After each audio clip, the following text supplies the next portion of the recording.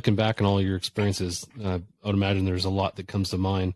Is there something that's funny or that stands out as a significant incident that you were part of that you like to chat about?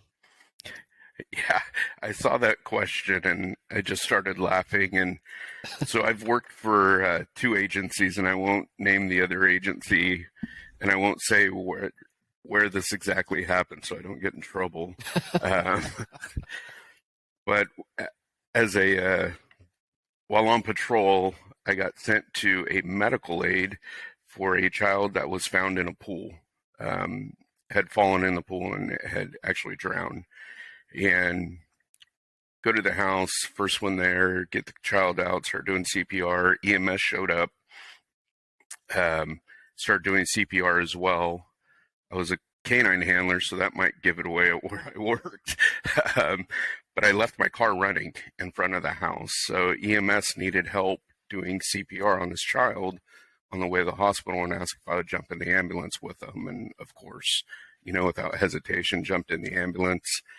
So we're on our way to the hospital and we're taking turns of doing CPR. And I look out of the back window and I can see a patrol car following us. So I thought it's just another officer or deputy. And we get to the hospital, baby goes into the ER.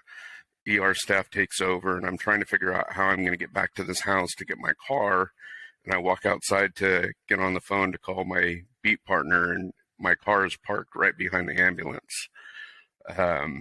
Needless to say, the child's mom didn't have a car and saw my car running and decided to follow the ambulance in my patrol car with my dog in the back seat. I mean, I guess given the circumstances of that scenario, I could see myself doing the same thing if I didn't have a car. But then I think about, well, first of all, a canine. I don't know about your canine cars, but every canine car I've ever put my face into smells horrendous. Correct. So you've got to overcome the smell of the dog to begin with. And then the bark. I'm sure he was not happy that she was in there. No, not at all. And then the fact that you're legitimately stealing a police car to go to the hospital. All those things. How does that even happen? Right. So what happened to her? Was the little like door or cage or whatever? Was the little cage like closed or whatever? Because like I could just imagine your dog coming through the pass through or whatever and getting into the the front, chewing on her on the way to the hospital. Thank God it was closed, and which was a rarity because that dog would whine if the cage was. If I didn't have the cage open and he could stick his head in so I could pet him, he'd whine and whine and whine. But thankfully, it was closed. Not very many people know about it until now. But yeah, I think that's probably the funniest thing that's ever happened.